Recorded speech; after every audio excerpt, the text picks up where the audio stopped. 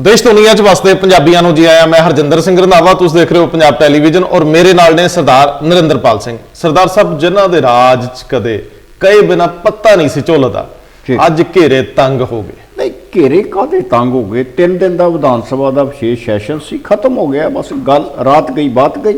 आ जिहड़ियां अखबारां शर्मा शर्मा के टोटके जे मारदियां ना, हाँ जी, इन्हां दे थोड़ा जिहा पिछे जाके देख लो।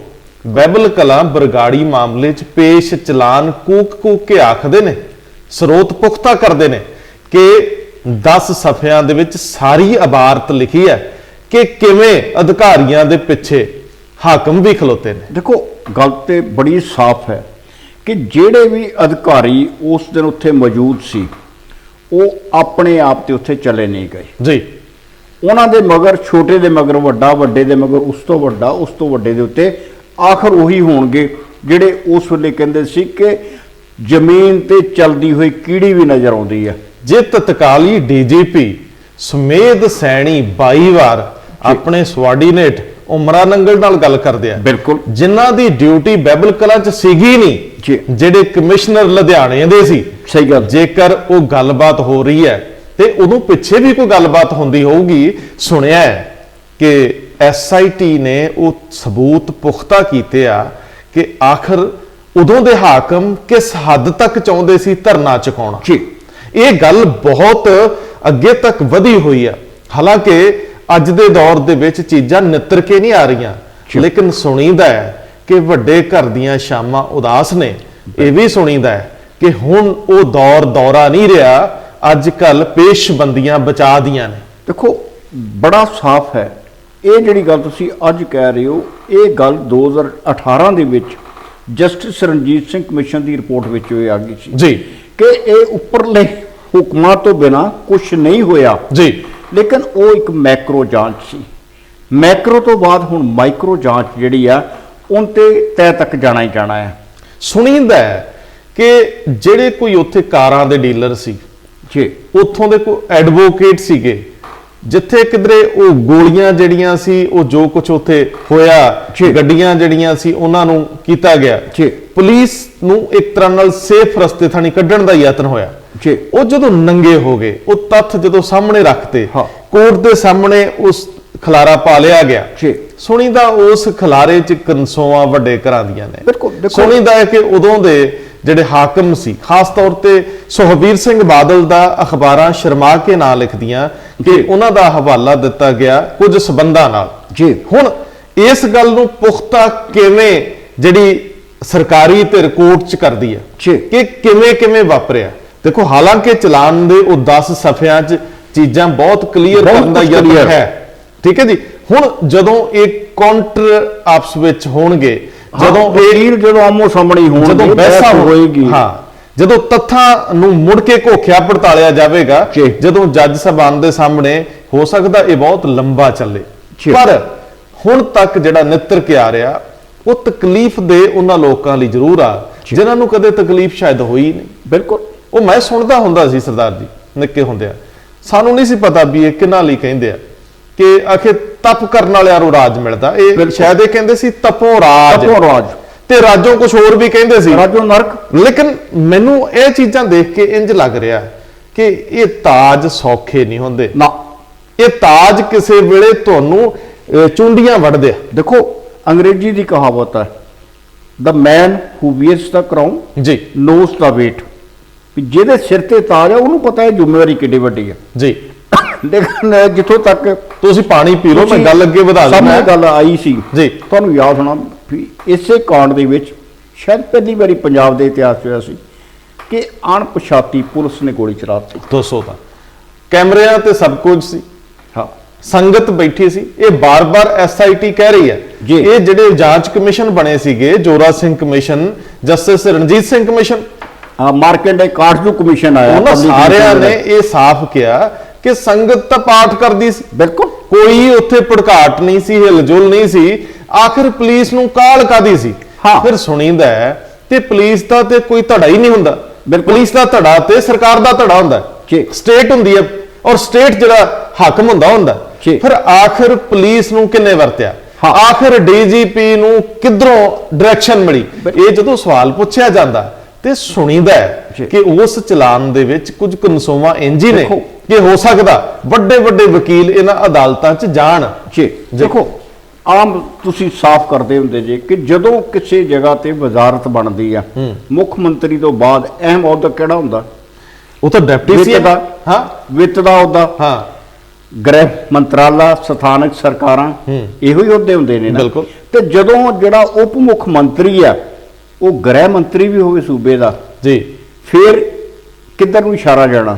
ਸਰਦਾਰ ਜੀ, ਪ੍ਰਕਾਸ਼ ਸਿੰਘ ਬਾਦਲ ਇਸ ਦੌਰ 'ਚ ਜਿਹੜਾ ਦੂਜੀ ਵਾਰ 'ਚ ਹੁੰਦਾ, ਸਰਕਾਰ 12 'ਚ ਬਣਦੀ ਹੈ। 12 ਤੋਂ ਬਾਅਦ ਪ੍ਰਕਾਸ਼ ਸਿੰਘ ਬਾਦਲ ਮੁੱਖ ਮੰਤਰੀ ਜ਼ਰੂਰ ਸੀ, ਲੇਕਿਨ ਉਹ ਮੁੱਖ ਮੰਤਰੀ ਐਕਟਿਵ ਨਹੀਂ ਸੀ। ਸਾਰਾ ਕਾਰਜਭਾਰ ਸੁਖਬੀਰ ਸਿੰਘ ਬਾਦਲ ਦੀਆਂ ਮੋਢਿਆਂ ਤੇ ਸੀ। ਔਰ ਇਹ ਵੀ ਕਿਹਾ ਜਾਂਦਾ ਕਿ 2012 ਦੀ ਚੋਣ ਜਿਹੜੀ ਜਿੱਤੀ ਗਈ ਆ ਉਹ ਸੁਖਬੀਰ ਸਿੰਘ ਬਾਦਲ ਦੀ ਰਣਨੀਤੀ ਦੁਆਰਾ ਜਿੱਤੀ ਗਈ ਹੈ। ਲੇਕਿਨ ਉਹ ਰਣਨੀਤੀ ਕਿੰਨੀ ਕੁ ਕਾਮਯਾਬ ਹੋਈ ਇਹ ਤਾਂ ਅਲੱਗ ਵਿਸ਼ਾ ਹੈ। ਬਿਲਕੁਲ। ਕਿਉਂਕਿ 17 ਦੇ ਵਿੱਚ ਜਿੰਨੀ ਬੁਰੀ ਹਾਰ ਹੋਈ, ਉਹ ਵੀ ਤਾਂ ਉਹੀ ਰਣਨੀਤੀ ਦਾ ਹਾਰ ਲਈ। ਤੇ ਦੇਖੋ, ਜਿਹੜਾ ਪਾਰਟੀ ਦਾ ਪ੍ਰਧਾਨ ਵੀ ਆ, ਉਪ ਮੁੱਖ ਮੰਤਰੀ ਵੀ ਆ, ਮਾਫ ਕਰਨਾ, ਫਿਰ ਸਾਰਾ ਕੁਝ ਜੀ ਉਹ ਹਾਰ ਦੀ ਜ਼ਿੰਮੇਵਾਰੀ ਉਹਦੀ ਆ, ਤੇ ਫਿਰ ਜਿਹੜੀ ਦੂਸਰੀ ਹਾਰ ਆ ਉਹਦੀ ਵੀ ਜ਼ਿੰਮੇਵਾਰੀ ਉਹਦੀ ਆ। ਜਦੋਂ 15 ਦੇ ਵਿੱਚ ਇਹ ਘਟਨਾਵਾਂ ਵਾਪਰਦੀਆਂ ਜੀ, ਇਹ ਘਟਨਾਵਾਂ ਤੋਂ ਬਾਅਦ ਪੰਜਾਬ ਸੁੰਨ ਹੋ ਜਾਂਦਾ। ਬਿਲਕੁਲ ਸਹੀ। ਸੜਕਾਂ ਜਾਮ ਹੋ ਜਾਂਦੀਆਂ।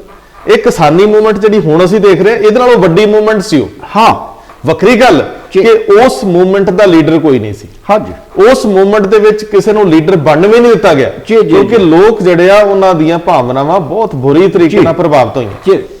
ਉਸ ਵੇਲੇ ਜਿੰਨਾ ਰੋਸ ਸੀ, ਸਰਕਾਰ ਘਬਰਾਈ ਸੀ। ਜੀ, ਸਰਕਾਰ ਘਬਰਾਈ ਸੀ ਕਿਉਂਕਿ ਸਰਕਾਰ ਦੇ ਨੁਮਾਇੰਦੇ, ਐਮਐਲਏ ਤੇ ਉਹਨਾਂ ਦੇ ਜ਼ਿਲ੍ਹਾ ਜਥੇਦਾਰ ਵੀ ਪਿੰਡਾਂ 'ਚ ਜਾਣੋਂ ਔਖ ਮਹਿਸੂਸ ਕਰਦੇ ਸੀ। ਲੋਕ ਘੇਰਦੇ ਸੀ। ਉਦੋਂ ਹੀ ਮੁੜ ਕੇ ਇਲੈਕਸ਼ਨ ਜਦੋਂ ਆਉਂਦੀ ਆ, ਇਹ ਤੁਸੀਂ ਦੇਖਿਆ ਹੋਊਗਾ, ਭਗਵੰਤ ਮਾਨ ਨੇ ਕੁਝ ਇੱਕ ਐਸੇ ਨਾਅਰੇ ਦਿੱਤੇ ਸੀ ਕਿ ਬਾਅਦ ਦੇ ਵਿੱਚ ਇਹ ਵੀ ਰੌਲਾ ਪਿਆ ਸੀ ਕਿ ਆਖਰ ਤੁਸੀਂ ਕਿਸੇ ਨੂੰ ਭੜਕਾਉਂਦੇ ਕਿਉਂ ਜੇ? ਲੋਕ ਆਪੇ ਤੋਂ ਬਾਹਰ ਹੋਏ ਫਿਰਦੇ ਸੀ। ਜੀ।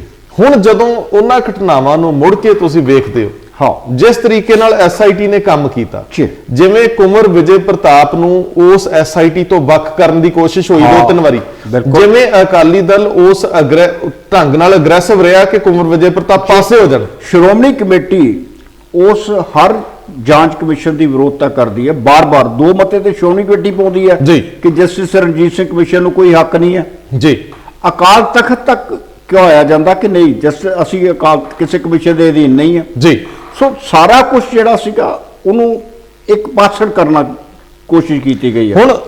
ਹੁਣ ਜਦੋਂ ਇਹ ਸਾਰੇ ਚੀਜ਼ਾਂ ਨੂੰ ਤੁਸੀਂ ਦੇਖਦੇ ਹੋ ਕਿ ਕਿਵੇਂ ਬਰਗਾੜੀ ਬੈਬਲ ਕਲਾਂ ਦੇ ਵਿੱਚ ਸੰਗਤ, ਉਸ ਤੋਂ ਬਾਅਦ ਗੋਲੀ ਚੱਲਦੀ ਹੈ, ਉਸ ਤੋਂ ਬਾਅਦ ਕਮਿਸ਼ਨ ਬਣਦੇ ਆ, ਕਮਿਸ਼ਨਾਂ ਤੋਂ ਬਾਅਦ ਐਸਆਈਟੀ ਆਉਂਦੀ ਹੈ, ਕੁੰਵਰ ਵਿਜੇ ਪ੍ਰਤਾਪ ਨੂੰ ਹਟਾਉਣ ਦੀ ਕੋਸ਼ਿਸ਼ ਹੁੰਦੀ ਹੈ, ਹਟਾਇਆ ਵੀ ਜਾਂਦਾ। ਪਾਰਲੀਮੈਂਟ ਦੀ ਇਲੈਕਸ਼ਨ ਚ ਉਹਨਾਂ ਨੂੰ ਜੀ ਖੱਟੜੇ ਦੀ ਅਗਵਾਈ ਵਾਲੀ ਵੀ ਇੱਕ ਐਸਆਈਟੀ ਆਉਂਦੀ ਹੈ, ਉਹ ਇੱਕ ਹੋਰ ਪਹਿਲੂ ਤੋਂ ਜਾਂਚ ਕਰ ਰਹੇ। ਲੇਕਿਨ ਜਿਹੜੀ ਜਾਂਚ ਗੋਲੀ ਚਲਾਉਣ ਵਾਲੀ ਹੈ, ਜਿਹਦੇ ਚ 2 ਸਿੰਘ ਸ਼ਹੀਦ ਹੁੰਦੇ ਆ, ਹੁਣ ਉਹ ਬਹੁਤ ਫੈਸਲਾਕੁਨ ਦੌਰ ਚ ਦਾਖਲ ਹੋ ਗਈ ਔਰ ਇਹ ਸਰੋਤ ਪੁਖਤਾ ਕਰ ਰਹੇ ਆ। ਹਾਲਾਂਕਿ ਅਖਬਾਰਾਂ ਨੇ ਜੋ ਕਿਹਾ ਉਹ ਵੀ ਬੜਾ ਸਾਫ਼ ਹੀ ਹੈ। ਹੁਣ 2-3 ਅਖਬਾਰਾਂ ਕਲੀਅਰ ਲਿਖਦੀਆਂ, ਨਾਂ ਲਿਖ ਰਹੀਆਂ, ਲੇਕਿਨ ਜਦੋਂ ਇਹ ਜਾਂਚ ਦੇ ਵਿਸ਼ੇ 'ਚ ਹੈ ਕਿ ਕਿੰਨੀ ਵਾਰੀ ਫੋਨ ਕਾਲ 2 ਅਧਿਕਾਰੀਆਂ ਦੀ ਹੁੰਦੀ, ਫਿਰ ਇਹ ਵੀ ਜਾਂਚ ਦੇ ਵਿਸ਼ੇ 'ਚ ਹੈ ਕਿ ਕੌਣ ਕਿਹਦਾ ਕਰੀਬੀ ਹੈ, ਫਿਰ ਇਹ ਵੀ ਤੱਥ ਤਸਦੀਕ ਕਰਨ ਦੀ ਕੋਸ਼ਿਸ਼ ਹੋਈ, ਕਿਹਦੇ ਨੇੜੇ ਸੀ, ਕੌਣ ਕਿਹਦੇ ਨੇੜੇ ਸੀ। ਸੋ ਮੈਨੂੰ ਇੰਜ ਲੱਗਦਾ ਹੈ ਕਿ ਇਹ ਹੁਣ ਘੇਰਾ ਕਾਫੀ ਵੜ ਲਿਆ ਗਿਆ ਔਰ ਇਸ ਘੇਰੇ ਦੇ ਵਿੱਚੋਂ ਔਖਾ ਹੈ ਬਾਹਰ ਆਉਣਾ। ਦੇਖੋ, ਕੋਸ਼ਿਸ਼ਾਂ ਪੂਰੀਆਂ ਹੋਣਗੀਆਂ ਜੀ, ਕੋਸ਼ਿਸ਼ਾਂ ਪੂਰੀਆਂ ਹੋਣਗੀਆਂ। ਤੁਹਾਡੇ ਸਾਹਮਣੇ ਜਦੋਂ ਐਸਐਸਪੀ ਚਰਨਜੀਤ ਸ਼ਰਮਾ ਜਿਹੜੇ ਨੇ ਉਹਨਾਂ ਦੀ ਗ੍ਰਿਫਤਾਰੀ ਹੁੰਦੀ ਆ, ਉਸ ਤੋਂ ਪਹਿਲਾਂ ਕਿੰਨੀ ਅਦਾਲਤਾਂ ਤੱਕ ਭੱਜ-ਨੱਠ ਹੁੰਦੀ ਆ, ਫਿਰ ਉਮਰਾ ਨੰਗਲ, ਫਿਰ ਸੁਮੇਧ ਸੈਣੀ, ਸੁਪਰੀਮ ਕੋਰਟ ਤੋਂ ਵਾਪਸੀਆਂ ਹੁੰਦੀਆਂ ਜੀ। ਸੋ ਦੌੜ ਭੱਜ ਤੇ ਪੂਰੀ ਹੋਏਗੀ, ਜਿਹੜੀ ਵਕੀਲਾਂ ਦੀ ਜਿਹੜੀ ਕਾਨੂੰਨੀ ਜਿਹੜੇ ਦਾਅ ਪੇਚ ਆ ਪੂਰੇ ਖੇਡੇ ਜਾਣਗੇ, ਲੇਕਿਨ ਆਖਰ ਨਬੇੜਾ ਜਿਹੜਾ ਉਹ ਕਿਸੇ ਸੱਚ ਤੇ ਉੱਤੇ ਆ ਕੇ ਦੇਖੋ। ਪਰਮਰਾਜ ਸਿੰਘ ਉਮਰਾ ਨੰਗਲ ਜਦੋਂ ਹਾਈ ਕੋਰਟ ਦਾ ਰੁਖ ਕਰਦੇ, ਇਸ ਵਾਰੀ ਉਹਨਾਂ ਨੂੰ ਹਾਈ ਕੋਰਟ ਵੱਲੋਂ ਸ਼ੀਸ਼ਾ ਵਿਖਾਤਾ ਜਾਂਦਾ ਔਰ ਮੈਂ ਕੁਝ ਖਬਰਾਂ ਦੇਖਦਾ ਸੀ ਕਿ ਸ਼ਾਇਦ ਮਾਣਯੋਗ ਉੱਚ ਅਦਾਲਤ ਨੇ ਉਹਨਾਂ ਨੂੰ ਕੋਈ ਥੋੜਾ ਜਿਹਾ ਝਿੜਕਿਆ ਵੀ ਆ। ਅਗਲੀ ਗੱਲ ਆ ਕਿ ਜਦੋਂ ਸਰਦਾਰ ਸਾਹਿਬ ਮਸਲਾ ਹੈ ਸ੍ਰੀ ਗੁਰੂ ਗ੍ਰੰਥ ਸਾਹਿਬ ਦਾ, ਮਸਲਾ ਹੈ ਆਸਥਾ ਦਾ, ਲੋਕਾਂ ਦੇ ਭਾਵਨਾਤਮਕ ਵਹਿਣ ਦਾ, ਬਿਲਕੁਲ ਉਦੋਂ ਤੁਸੀਂ ਕਿਵੇਂ ਬਚ ਸਕਦੇ ਹੋ? ਜੀ ਕੋਈ ਜ਼ਿੰਮੇਵਾਰੀਆਂ ਫਿਕਸ ਤੇ ਹੋਣਗੀਆਂ। ਜਦੋਂ ਜੇਕਰ ਸੁਮੇਧ ਸੈਣੀ ਔਰ ਉਮਰਾ ਨੰਗਲ ਵੱਲ ਸਿੱਧੇ ਰੂਪ ਦੇ ਵਿੱਚ ਇਹ ਗੱਲ ਆ ਰਹੀ ਆ ਜੀ। ਤੇ ਫਿਰ ਉਹ ਆਪਣੇ ਤੇ ਕਿੰਨੀ ਦੇਰ ਲੈਣਗੇ? ਦੇਖੋ, ਆਖਰ ਇਹ ਸੱਚ ਬਾਹਰ ਆਉਣੇ ਆ ਹਾਂ। ਕਿ ਉਮਰਾ ਨੰਗਲ ਔਰ ਸੁਮੇਧ ਸੈਣੀ ਨੂੰ ਬੈਠੀ ਸੰਗਤ ਨਾਲ ਕੀ ਪਰੇਸ਼ਾਨੀ ਸੀ? ਬਿਲਕੁਲ। ਆਖਰ ਸਿਆਸੀ ਨੁਕਸਾਨ ਕਿਹਦੇ ਸੀ? ਕਿਹਦੇ ਸੀ? ਇਹ ਉੱਥੇ ਬੈਠੇ ਲੋਕ ਕਿਹਨੂੰ ਪਰੇਸ਼ਾਨੀ ਦੇ ਰਹੇ ਸੀ? ਜੀ। ਕਿਉਂਕਿ ਇਹ ਗੱਲ ਬਹੁਤ ਪੁੱਠੇ ਸਿੱਧੇ ਤਰੀਕੇ ਨਾਲ ਵੀ ਦੇਖੀ ਗਈ ਹੈ। ਜਦੋਂ ਕੁੰਵਰ ਵਿਜੇ ਪ੍ਰਤਾਪ ਸਿੰਘ ਔਰ ਐਸਆਈਟੀ ਇਹ ਦੇਖਦੀ ਆ ਕਿ ਇਸ ਸਾਰੇ ਜਿਹੜੀ ਬੇਅਦਬੀ ਕਾਂਡ ਹੈ ਇਹਦੀਆਂ ਜਾ ਕੇ ਜੜਾਂ ਜੁੜਦੀਆਂ ਨੇ ਉਹ ਪੁਸ਼ਾਕ ਨਾਲ। ਬਿਲਕੁਲ। ਜਸਟਿਸ ਰਣਜੀਤ ਸਿੰਘ ਕਮਿਸ਼ਨ ਜਿਹੜਾ ਸਾਫ਼ ਕਹਿੰਦਾ ਜੀ ਕਿ ਜਿਹੜਾ ਡੇਰਾ ਸਿਰਸੇ ਦਾ ਮੁਖੀ ਆ ਉਹਦੀ ਮੁਆਫੀ ਜਿਹੜੀ ਆ ਉਹਦੇ ਨਾਲ ਇਹਦੇ ਜਿਹੜੇ ਤਾਰ ਜੁੜਦੇ ਨੇ ਕਿ ਅਗਰ ਉਹ ਮਾਫੀ ਸੀ ਤੇ ਉਹ ਮਾਫੀ ਕਾਦੇ ਵਾਸਤੇ ਸੀ ਜੀ। ਉਹ ਮਾਫੀ ਦਾ ਕਾਰਨ ਕੀ ਸੀ? ਕਿਸ ਤਰ੍ਹਾਂ ਡੇਰੇ ਦੀ ਜਿਹੜੀ ਫਿਲਮ ਸੀਗੀ ਉਹਨੂੰ ਰਿਲੀਜ਼ ਕਰਨ ਦਾ ਕੰਮ ਸੀਗਾ।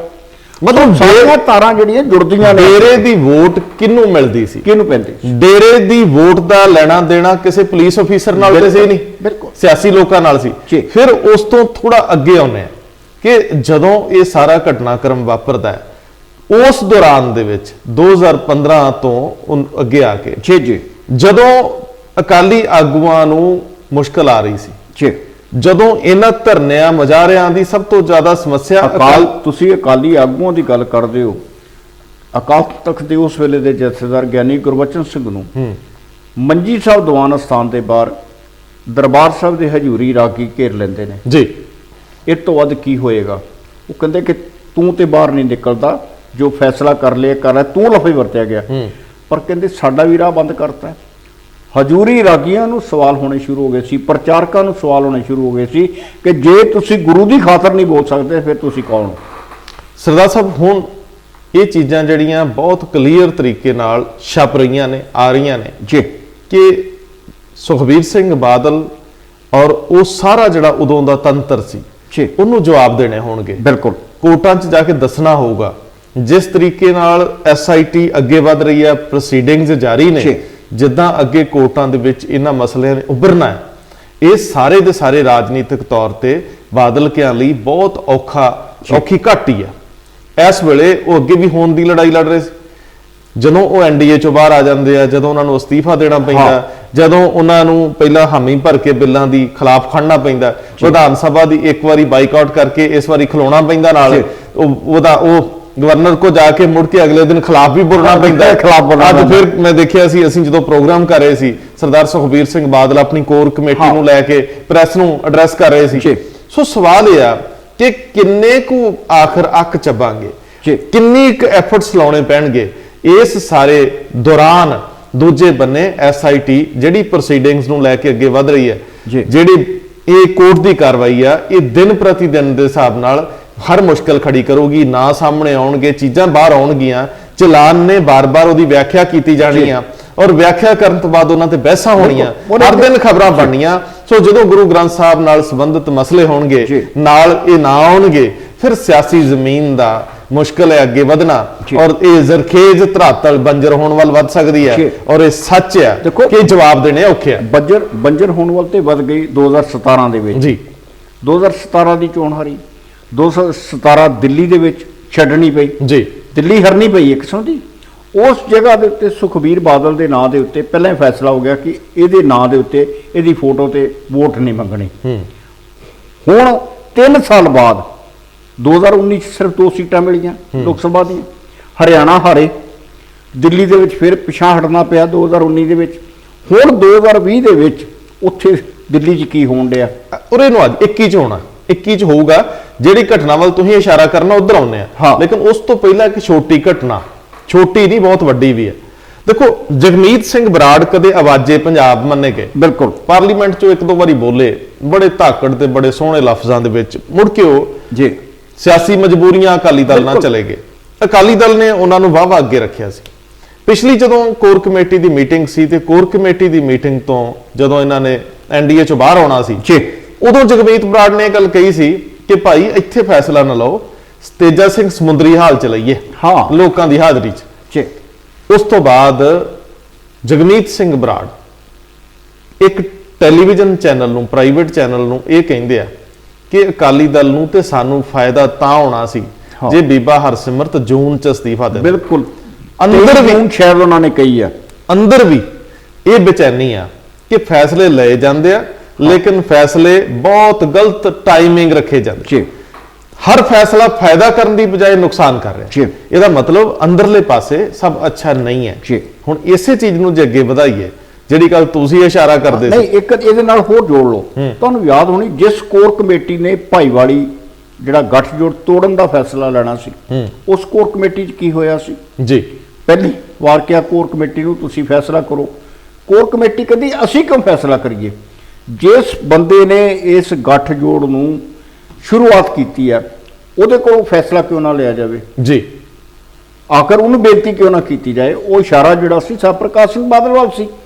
ਲੇਕਿਨ ਜੋ ਫੈਸਲਾ ਲਿਆ ਗਿਆ, ਉਹ ਤੁਹਾਡੀ ਗੱਲ ਸੁਣੋ ਕਿ ਉਹ ਫੈਸਲਾ ਵੀ ਜਿਹੜਾ ਗਾਂ ਪੂਰੀ ਤਰ੍ਹਾਂ ਪ੍ਰਵਾਨ ਨਹੀਂ ਚੜੇਗਾ ਕਿਸੇ ਪਾਸੇ। ਇੱਕ ਤਾਂ ਕਹਿੰਦੇ ਹੁੰਦੇ ਨਾ ਵੀ ਉਹ ਸ਼ਾਹ ਵੇਲਿਓਂ ਵੀ ਗਈ ਤੇ ਗੋਲਾਂ ਤੋਂ ਵੀ ਗਈ, ਬਿਲਕੁਲ, ਭਾਈਵਾਲ ਵੀ ਗਏ ਹਾਂ, ਤੇ ਇਧਰ ਜ਼ਮੀਨ ਵੀ ਨਾ ਮਿਲੀ। ਬਿਲਕੁਲ। ਹੁਣ ਅੱਗੇ ਤੁਰੀਏ, ਦਿੱਲੀ ਦੇ ਵਿੱਚ, ਦਿੱਲੀ ਜਿਹੜੀ ਸੁਖਬੀਰ ਬਾਦਲ ਦੀ ਕਰਮ ਭੂਮੀ ਹੈ, ਹਾਂ, ਸਾਲਾਂ ਤੋਂ ਉਹ ਪੰਜਾਬ 'ਚ ਕੰਮ ਤਾਂ ਕਰਦੇ ਆ ਜੀ, ਲੇਕਿਨ ਅਸਲ ਕੰਮ ਉਹ ਦਿੱਲੀ 'ਚ ਕਰਦੇ ਬਸ ਇਸ ਵੇਲੇ ਕਰਮ ਭੂਮੀ ਜਿਹੜੀ ਆ ਉਹ ਦਿੱਲੀ ਆ ਉਹਨਾਂ ਦੀ, ਰਹਿੰਦੇ ਹੀ ਦਿੱਲੀ ਆ। ਔਰ ਕਦੇ ਕੋਈ ਸਮਾਂ ਸੀ ਕਹਿੰਦੇ ਹੁੰਦੇ ਸੀ ਪ੍ਰਧਾਨ ਜੀ ਦਿੱਲੀ ਚਲੇ ਗਏ ਔਰ ਇਧਰੋਂ ਗੱਡੀਆਂ ਭੱਜੀਆਂ ਜਾਂਦੀਆਂ ਸੀ, ਅਫਸਰ ਵੀ ਕਹਿੰਦੇ ਬੜੇ ਆਵਾਜ਼ਾਰ ਹੁੰਦੇ ਸੀ, ਉੱਥੇ ਜਾਣਾ ਪੈਂਦਾ ਸੀ ਬਾਰ-ਬਾਰ, ਤੇ ਵਰਕਰ ਵੀ ਵਿਚਾਰੇ ਜਿਹਨੂੰ ਇੰਨੀ ਚੇਅਰਮੈਨੀ ਚਾਹੀਦੀ ਸੀ ਉਹ ਵੀ ਉੱਥੇ ਭੱਜੇ ਜਾਂਦੇ ਸੀ। ਸਵਾਲ ਅਗਲਾ ਵੱਡਾ ਹੈ ਕਿ ਦਿੱਲੀ ਕੋਰ ਕਮੇਟੀ ਦੀ, ਦਿੱਲੀ ਪ੍ਰਦੇਸ਼ ਦਿੱਲੀ ਬਾਦਲ ਅਕਾਲੀ ਦਲ, ਬਾਦਲ ਅਕਾਲੀ ਦਲ ਦੀ ਕੋਰ ਕਮੇਟੀ ਦੀ ਮੀਟਿੰਗ ਭੁੰਦੜ ਸਾਹਿਬ ਨੇ ਸੱਦ ਲਈ। ਕਾਲਕਾ ਨੂੰ ਕਿਹਾ ਭਾਈ, ਕਾਫੀ ਉਹਦੀ ਵੀ ਕਾਫੀ ਚਰਚਾ ਸ਼ੁਰੂ ਹੋਈ। ਉਹ ਕਾਲਕਾ ਨੂੰ ਕਿਹਾ ਭਾਈ ਸੱਦ, ਜੀ, ਕਿਉਂਕਿ ਇਲੈਕਸ਼ਨ ਆ ਗਈ ਨਾ 21 ਦੇ ਸ਼ੁਰੂ ਚ, ਹਾਂ, ਤੇ ਇਹਦੀ ਚੋਣ ਪ੍ਰਕਿਰਿਆ ਸ਼ੁਰੂ ਹੋ ਗਈ ਦਿੱਲੀ ਕਮੇਟੀ ਦੀਆਂ ਵੋਟਾਂ ਦੀ ਬਣਨਾ। ਹਾਂ, ਉਹ ਤਾਂ ਦੇਖੋ ਉਹ ਪ੍ਰਕਿਰਿਆ ਨੇ ਤਾਂ ਤੈਅ ਸਮੇਂ ਤੇ ਪੂਰੀ ਹੋ ਜਾਣਾ। ਬਿਲਕੁਲ, ਕਿਉਂਕਿ ਆਮ ਆਦਮੀ ਪਾਰਟੀ ਦੇ ਜਿਹੜੇ ਜਰਨੈਲ ਸਿੰਘ ਆ ਉਹ ਕੋਸ਼ਿਸ਼ ਕਰ ਰਹੇ ਆ, ਉਹਨਾਂ ਨੇ ਜ਼ਿੰਮੇਵਾਰੀ ਓੜੀ ਹੋਈ ਹੈ ਕਿ ਇਹ ਸਮੇਂ ਸਿਰ ਹੋ ਜਾਣ। ਇਹ ਨਾਲੇ ਦੇਖੋ ਜਦੋਂ ਤੁਸੀਂ ਗੁਰਦੁਆਰਾ ਇਲੈਕਸ਼ਨ ਕਮਿਸ਼ਨ ਲਾ ਦਿੱਤਾ, ਡਾਇਰੈਕਟੋਰੇਟ ਆਫ ਐਜੂਕੇਸ਼ਨ ਇਲੈਕਸ਼ਨ ਲੱਗ ਗਿਆ ਉੱਥੇ ਜੀ, ਡਾਇਰੈਕਟੋਰੇਟ ਨੇ 1 ਮਹੀਨੇ ਦਾ ਸਮਾਂ ਦਿੱਤਾ ਕਿ ਤੁਸੀਂ ਵੋਟਰ ਲਿਸਟਾਂ ਜਿਹੜੀਆਂ ਫਾਈਨਲ ਕਰੋ, ਔਰ ਉਸ ਸਮੇਂ 'ਚ ਹੋ ਜਾਣੀਆਂ। ਉਸ ਤੋਂ ਪਹਿਲਾਂ ਕੋਰਟ ਨੇ ਵੀ ਕਿਹਾ ਸੀ ਹਾਂ ਕਿ ਨਿਰਧਾਰਿਤ ਸਮੇਂ ਤੇ ਚੋਣਾਂ ਕਰਾਓ। ਬਿਲਕੁਲ। ਹੁਣ ਸਭ ਤੋਂ ਜ਼ਿਆਦਾ ਕਿੱਥੇ ਹੁੰਦਾ ਕਿ ਚਲੋ ਕੋਰਟ ਚਲੇ ਜਾਓ, ਡਿਲੇ ਕਰਾ ਲਓ, ਤੇ ਜਦੋਂ ਕੋਰਟ ਪਹਿਲਾਂ ਇੰਟਰੈਕਸ਼ਨ ਦੇ ਚੁੱਕੀ ਹੈ। ਬਿਲਕੁਲ। ਸੋ ਜਦੋਂ ਇਹ ਮੀਟਿੰਗ ਸੱਦ ਲਈ ਗਈ ਤੇ ਉਹਦੇ ਵਿੱਚ ਪੁਰਾਣੇ ਘਾਗ, ਅਵਤਾਰ ਸੋਹਿਤ ਵਰਗੇ ਹਾਂ ਉਹ ਵੀ ਆ ਗਏ। ਬਿਲਕੁਲ। ਉੱਥੇ ਪੈਂਦਿਆਂ ਹੀ ਰੌਲਾ ਰੱਪਾ ਪੈ ਗਿਆ। ਹੁਣ ਭੁੰਦੜ ਸਾਹਿਬ ਸ਼ਰੀਫ ਬੰਦੇ ਆ ਜੀ, ਬਲਵਿੰਦਰ ਸਿੰਘ ਭੁੰਦੜ ਚਲੋ ਜ਼ਿਆਦਾ ਪੁੱਠੀ ਸਿੱਧੀ ਭਾਸ਼ਾ ਨਹੀਂ ਵਰਤਦੇ। ਬਾਜੀ ਸ਼ੁਰੂ ਹੋ ਗਈ, ਉਹ ਕਹਿੰਦਾ ਕਿ ਮੇਰਾ ਹੱਕ ਮਾਰ ਲਿਆ, ਅਗਲੇ ਨੇ ਕਿਹਾ ਵੀ ਅਸੀਂ ਇਸ ਵੇਲੇ ਹੈਗੇ, ਉਹਨੇ ਆ ਖਾ ਲਿਆ ਤੇ ਉਹਨੇ ਆ ਖਾ ਲਿਆ, ਉਹਨਾਂ ਖਾ ਲਿਆ, ਰੌਲਾ ਰੱਪਾ ਹੋ ਗਿਆ ਜੀ। ਫਿਰ ਉਹ ਕੀ ਹੋਇਆ ਕਿ ਇਹ ਸਿੱਧੀ ਲੜਾਈ ਇਹ ਸਿਰਸਾ ਔਰ ਹਿੱਤ ਚ ਹੋ ਗਈ ਜੀ। ਉਹਦੇ ਵਿੱਚ ਹੀ ਉੱਥੇ ਪਰਮਜੀਤ ਸਿੰਘ ਰਾਣਾ ਤੇ ਇੱਕ ਹੋਰ ਜਿਹੜੇ ਮੈਂਬਰ ਨੇ ਉਹ ਵੀ ਕੁੱਦ ਪਏ, ਸ਼ਾਇਦ ਹਰਮਨਜੀਤ ਜਾਂ ਕੁਝ ਇਸ ਤਰ੍ਹਾਂ ਦਾ ਨਾਮ ਆ, ਇਹ ਦੋ ਤਿੰਨ ਸਾਹਿਬ ਨੇ ਸ਼ਾਇਦ ਸਾਨੀ ਸਾਹਿਬ ਸ਼ਾਮਲ ਹੋ ਗਏ।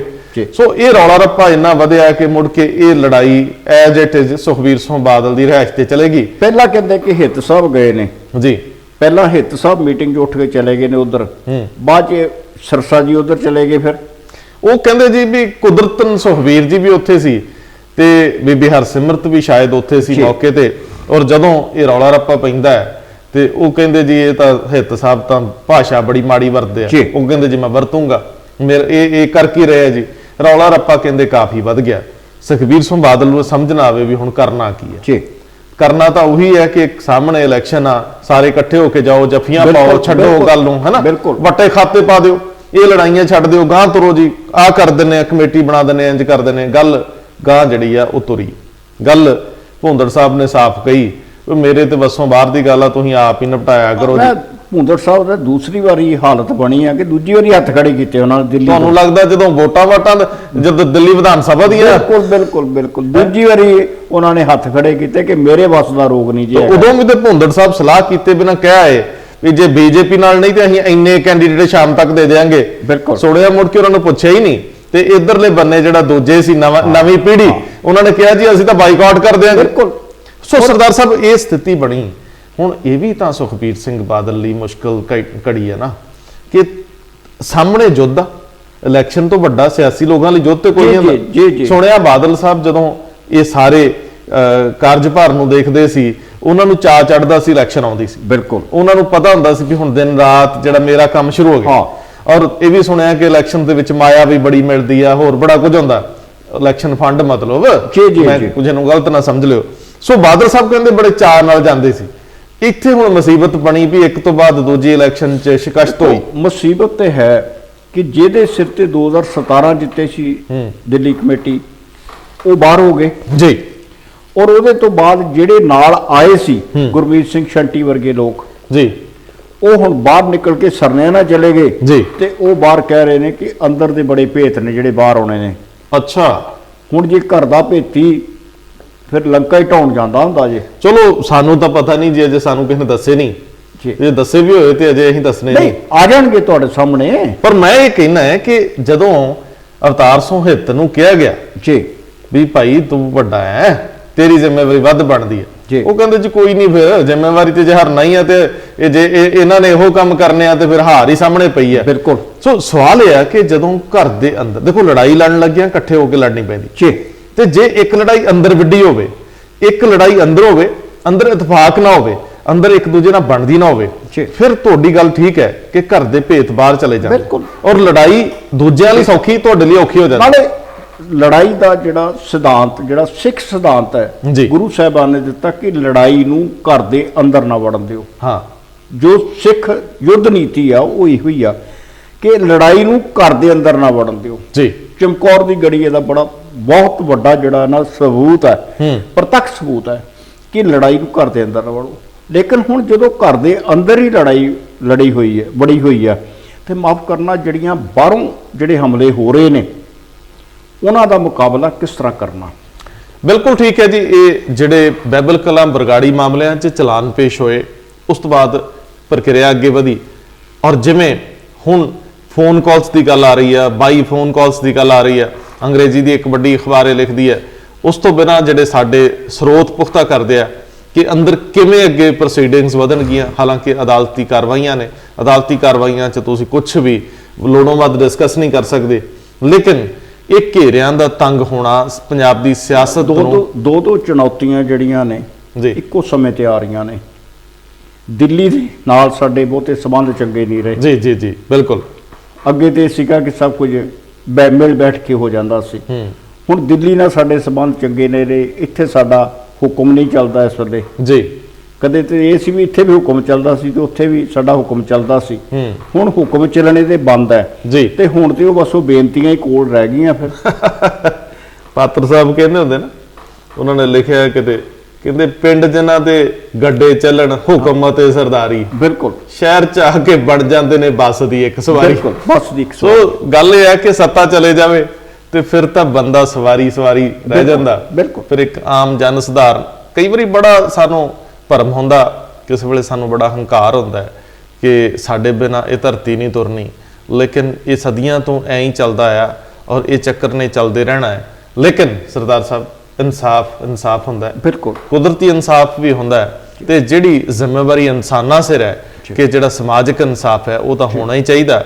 ਲੇਕਿਨ ਜੇਕਰ ਗੁਰੂ ਦੇ ਮਾਮਲੇ 'ਚ ਕੁਝ ਗਲਤ ਹੋਊਗਾ ਤੇ ਸਾਡਾ ਅਧਿਆਤਮਕ ਤਾਣਾ ਬਾਣਾ ਇਸ ਤਰ੍ਹਾਂ ਦਾ ਹੈ, ਕਹਿੰਦੇ ਆ ਕਿ ਇੱਥੇ ਕੋਈ ਬਖਸ਼ਿਆ ਨਹੀਂ ਗਿਆ। ਅਸੀਂ ਨਹੀਂ ਕਿਸੇ ਨੂੰ ਦੋਸ਼ੀ ਕਹਿੰਦੇ, ਅਸੀਂ ਕਿਸੇ ਦੇ ਖਿਲਾਫ ਨਹੀਂ ਗੱਲ ਕਰਦੇ, ਲੇਕਿਨ ਤੱਥ ਕੁਝ ਹੋਰ ਕਹਿੰਦੇ ਆ, ਘਟਨਾਵਾਂ ਕਿਸੇ ਹੋਰ ਪਾਸੇ ਜਾ ਰਹੀਆਂ। ਦੇਖਣਾ ਹੋਊਗਾ ਕਿ ਪੰਜਾਬ ਦੀ ਪੋਲਿਟਿਕਸ ਵਿੱਚ ਕੁਝ ਨਵਾਂ ਵਾਪਰਦਾ, ਕੀ ਕੋਈ ਧਿਰ ਮਾਈਨਸ ਹੋ ਜੂ, ਕੀ ਕੋਈ ਧਿਰ ਨਵੀਂ ਜਨਮ ਲੈ ਲੂ। ਇਹ ਸਾਰੇ ਸਵਾਲਾਂ ਨੂੰ ਸਮੇਂ ਦੀ ਕੁੱਖ ਵਿੱਚ ਉਵੇਂ ਹੀ ਵੇਖਾਂਗੇ ਜਿਵੇਂ ਤੁਸੀਂ ਦੇਖੋਗੇ। ਬਹੁਤ ਮਿਹਰਬਾਨੀ।